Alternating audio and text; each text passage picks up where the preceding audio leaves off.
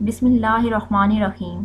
आज के लेक्चर में हम यूनिट नंबर 3 के टॉपिक 3.2 को पढ़ेंगे, that is Newton's law of motion.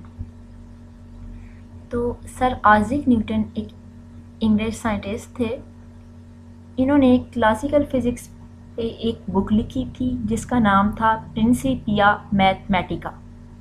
उसी बुक के अंदर उन्होंने मोशन के कुछ लॉज बनाए थे जिनको नाम दिया गया था न्यूटन्स लॉ ऑफ मोशन। ठीक है, जिनको न्यूटन के लॉ से जो है वो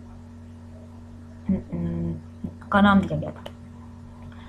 तो आज के लेक्चर में हम न्यूटन के जो है वो दोनों फर्स्ट टू लॉज को स्टडी करेंगे। तो पहले हम फर्स्ट लॉ को देखते हैं। न्यूटन का जो फर्स्ट लॉ है वो ये कहता है कि बॉडी अगर रेस्ट पे है, पड़ी भी है, तो उसको रेस्ट पे पड़े रहना चाहिए। अगर वो मूव कर रही है तो उसको मूव करते रहना चाहिए, यहाँ तक कि हम उस पर कोई फोर्स अप्लाई करके उसको उसकी स्टेट चेंज करने पे मजबूर ना कर दें। तो यूँ न्यूटन की फर्स्ट लॉ की दो स्टेटमेंट्स बन जाती हैं, स्टेटमेंट के दो पार्ट्स बन जाते हैं।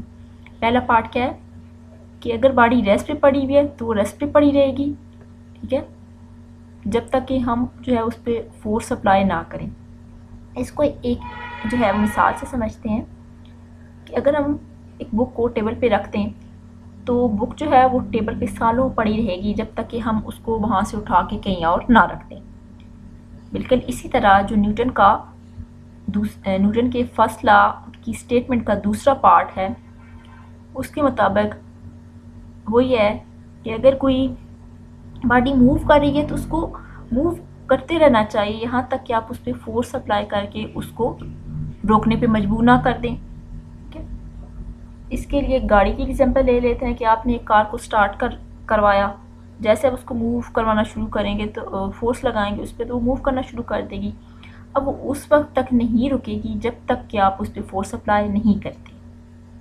अब न्यूटन के फर्स्ट लॉ को जो है लॉ ऑफ इनर्शिया भी कहते हैं।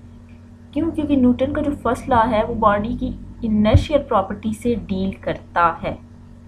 इनर्शिया को हमने अपने फर्स्ट लेक्चर के अंदर डिफ़ाइन किया था, जो प्रीवियस लेक्चर था उसमें डिफ़ाइन किया था कि इनर्शिया किसी बॉडी की वो प्रॉपर्टी होती है कि जिसमें बॉडी जो है वो अपनी स्टेट को बरकरार रखने की, जिसकी वजह से बॉडी अपनी स्टेट को बरकरार रखने की कोशिश करती है, ठीक है, और अपने चेंज को अपोज करती है। ठीक है, अगर आप बॉडी पे कोई फोर्स अप्लाई करेंगे और वो फोर्स अप्लाई करने से जो है बॉडी की स्टेट चेंज हो सकती है, तो बॉडी की कोशिश ये होगी कि वो अपनी स्टेट को चेंज ना करें। ठीक है, कि बॉडी रेस्ट पे है तो हमने फोर्स अप्लाई किया, बॉडी जो है इनर्शिया की वजह से बॉडी चाहेगी कि वो रेस्ट पे ही रहे, तो इसको हम नाम देते हैं इस प्रॉपर्टी को इनर्शिया का।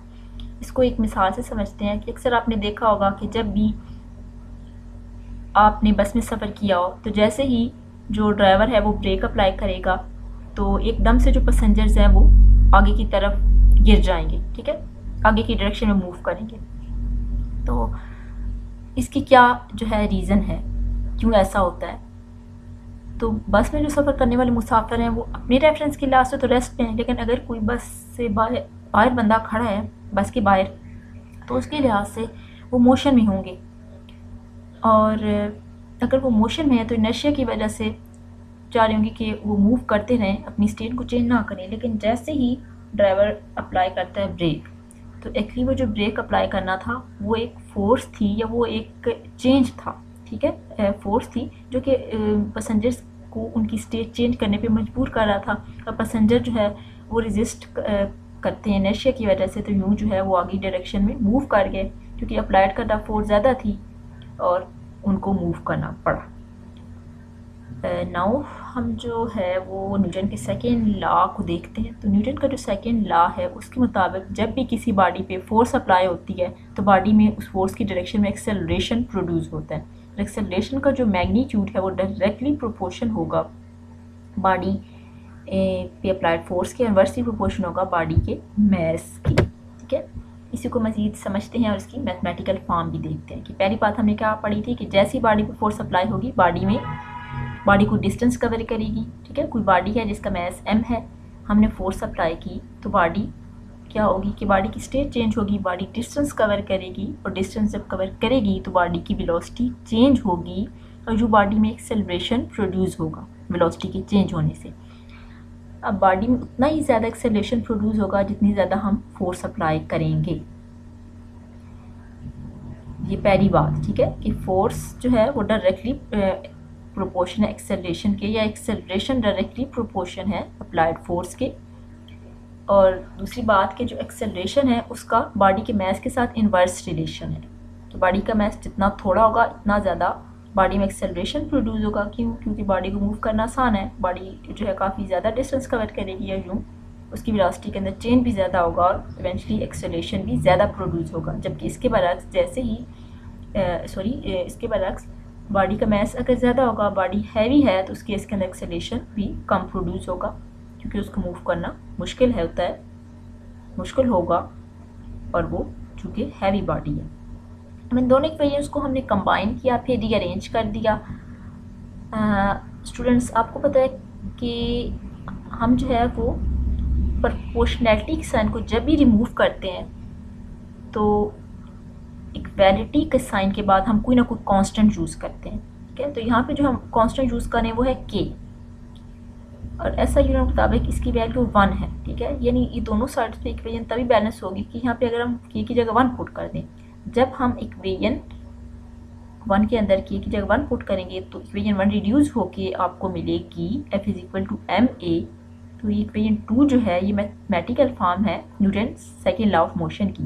बेसिक इक्वेशन से फोर्स की यूनिट को निकालना चाहे तो हम निकाल सकते हैं। मास का ऐसा यूनिट होता है किलोग्राम, और एक्सेलरेशन को होता है मीटर पर सेकंड स्क्वायर, ठीक है।